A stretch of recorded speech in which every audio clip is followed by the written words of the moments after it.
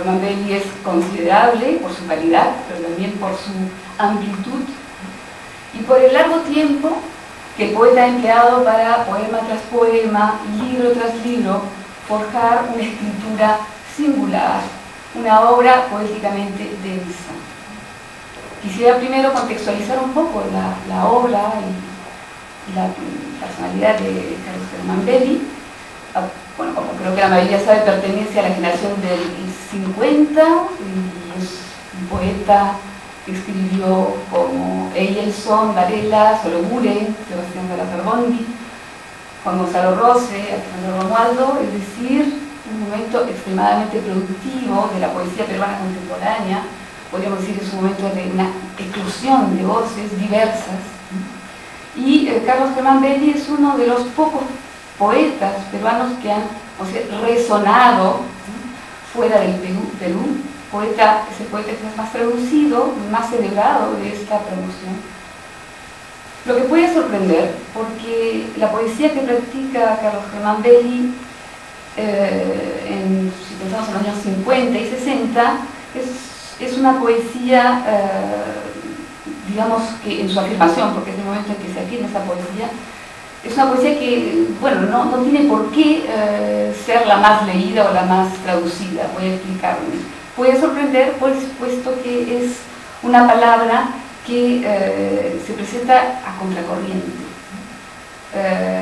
La poesía de Carlos Germán Belli, para, digamos, definirla en pocas palabras, primero se forja en un frotamiento entre la formalización de un lenguaje clásico, la recuperación de un universo clásico y unas alusiones, una contextualización prosaica y feroz del mundo moderno, y en particular del mundo peruano.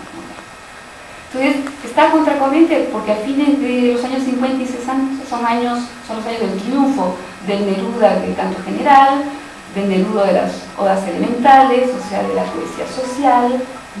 También son años de la antipoesía de Nicanor Parra, la aparición del exteriorismo de Ernesto Cardenal, la influencia de la poesía anglosajona, angloamericana en particular, de la Beat Generation. Y entonces toda esa poesía es una poesía irreverente, que rompe con la tradición, que se tira abajo a los íconos, o es una poesía netamente conversacional, de ocasión social o comprometida. A contracorriente también porque es una época de inflación de este espíritu de vanguardia, ¿no? Y en cierta medida también una banalización de este espíritu de vanguardia, con un menosprecio o con una disolución un menosprecio por la forma, ¿no? En provecho de la comunicación, ¿no? Benedetti habla de los poetas comunicantes, por ejemplo, en ese momento. Entonces, Carlos Germán Belli está a contracorriente, también en cierta medida de ese sentimiento esperanzador que da la Revolución Cubana, ¿no? Que vemos en los poemas de Alejandro Romualdo, de Javier Eló, porque la poesía de Belli, como la define José María Oviedo, es, como lo dice el título de su artículo, Belli más pavor, más asfixia. Es decir, es una poesía que en ese momento, los años 50-60, expresa la condición del hombre que sufre arrojado entre las cosas. ¿Cómo es esta poética?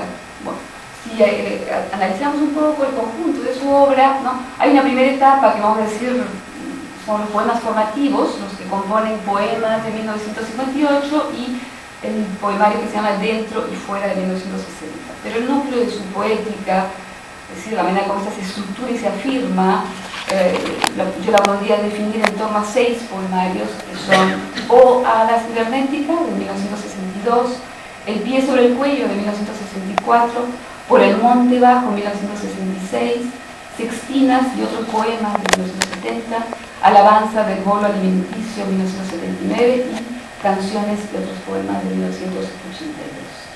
Es decir, 2 décadas de escritura en que, como dice Jorge Cornejo Polar, se configura un híbrido textual deliberado, o, según el chileno Oscar Hahn, Belli se hace un lugar más allá de las vanguardias y de las retaguardias.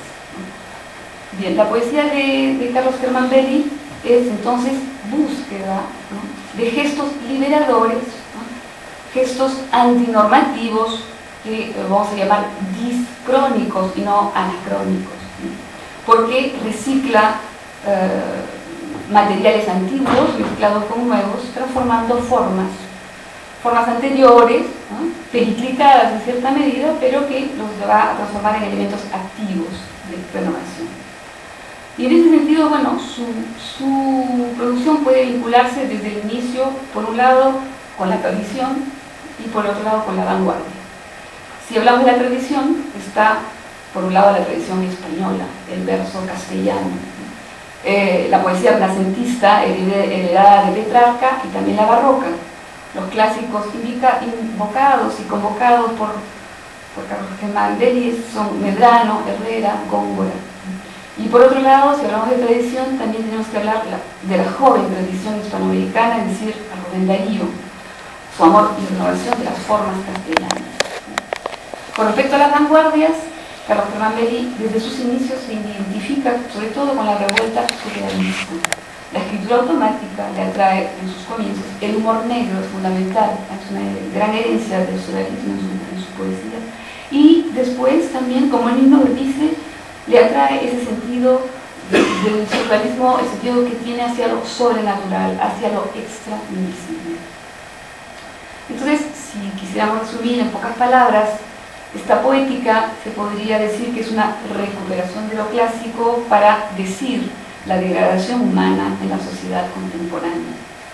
Crea una especie de ficción pastoril, una codificación arcádica a través de ciertos códigos y tópicos de la tradición literaria hispánica medieval renacentista, ¿no?, como el locus amens, por ejemplo.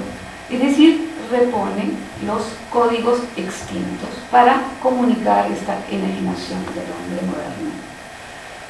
En ese sentido, vamos a decir que estos códigos, ¿no?, están en un constante frotamiento con una lengua callejera, doméstica y muy contemporánea. Entonces podemos pensar que Belli tiene a disposición una especie de gran almacén lingüístico de materiales divergentes que él acerca, junta, conglomera. Es decir, que tenemos una mezcla de la lengua de todos los días, una lengua clásica, y al lado de esa lengua clásica una lengua anatómica, fisiológica, una lengua técnico-científica, administrativa, etc. Es decir, una lengua compósita que está asumida a través de formas métricas y rítmicas. La canción petrarquista, la sextina, el endecasílabo y el decassílabo. Se genera así, como lo observa José Miguel Oviedo, una incongruencia entre un alto grado de formalización del lenguaje, ¿no?, y la presencia de una realidad prosaica, de una realidad trágica contemporánea. Quisiera leer, digamos, para entrar en materia, un poema muy conocido por los peruanos, ¿no?, se llama Amanuense. Ya descuajerindándome, ya hipando hasta las cachas de cansado ya, inmensos montes todo el día alzando, de acá para acullá, de bofes voy. Fuera 100.000 palmos con mi lengua, cayéndome a pedazos hasta mis padres, aunque en verdad yo por mi seso raso, y aún por lonjas y levas y mandones, que a la saga me van dejando estable, ya a más hasta el gollete no poder, al pie de mis hijuelas, avergonzado, cual un pobre amanuense del Perú. Entonces, una voluntad de captar una realidad que podemos definir como privada y pública, un espacio personal y social. El habla poética de Carlos Germán Belli es un híbrido muy diferente de la lengua de la persona que escribe. Pero detrás de este hablante, ¿no?, que se nutre directa y profundamente de su vivencia personal, está esta experiencia autobiográfica, está siempre presente, es detectable. Y entonces hay muchos poemas en torno a la genealogía familiar, en torno a los miembros de la tribu, el hermano en particular, ¿no? Y este motivo autobiográfico es también y sobre todo emblemático de una situación histórico-social, puesto que a través de la poesía de Carlos Germán Belli vamos a escuchar hablar de las masas de empleados del Perú emergente de los años 50 y 60, ¿no?, con el punto de observación que es la ciudad de Lima, y su clase media urbana de bajos ingresos, que va a aparecer a través de un complejo de inferioridad, de una sensación de insuficiencia. Entonces vamos a ver la presencia, la recreación de un deterioro moral y material. La ciudad de Lima, convertida en una urbe sucia, contaminada, invivible, a la que se le llama orilla fiera, bética, no bella. Y esa Lima es la Lima que César Moro definió como la horrible, como lo recuerda uno de los epígrafes de la obra completa de Carlos Tomás Belli, en particular del libro Oada Cibernética. Entonces, la operación belliana, al apelar a lo clásico, intenta redimir también la condición insignificante, anónima y alienada del hombre por medio del verbo. Pero en ese roce, en esa fricción, hace ver cuán infructuoso resulta ese intento de dignificar un mundo que parece que ya no tiene salidas. Y lo hace justamente en este espejeo de ámbitos ideales de felices Arcadias perdidas. Es necesario precisar, sin embargo, que, y ahí radica la singularidad de Carlos Tomás Belli, que este gesto de reempleo de los códigos lingüísticos clásicos y manieristas no es paródico, como lo ha observado Roberto Paoli, y es por tanto insólito, puesto que la poesía vanguardista hay mucho este gesto, existe mucho este gesto paródico como cuestionador de la tradición. La poesía de Carlos Tomás Belli no es paródica con respecto a estos códigos, ¿no? Paoli sugiere que es una máscara invasible, de una forma elaborada y preciosa, pero que está ahí para decir un fondo conflictivo y trágico. Sí, no me parece que es efectivamente así, pero yo agregaría que la forma clásica no es una máscara, es más que una máscara, posee otros valores, como se ve claramente en el hermoso texto Asir, la forma que se va, que Carlos Tomás Belli coloca en este libro como epílogo de su poesía completa, dándole una importancia particular. Lo voy a leer. Es la forma que se va. Hay quienes creen en la divinidad, únicamente por el pavor ante la posible nada. Igualmente hay quienes adoran la forma artística ante el temor de que termine por desintegrarse para siempre. Pero en este caso, la angustia no es la única causa, sino que a la vez hay una tácita devoción sensorial, tan antigua como los propios objetos estéticos. Es la fe en la forma, no por el riesgo del vacío, sino por el puro placer de disfrutarla.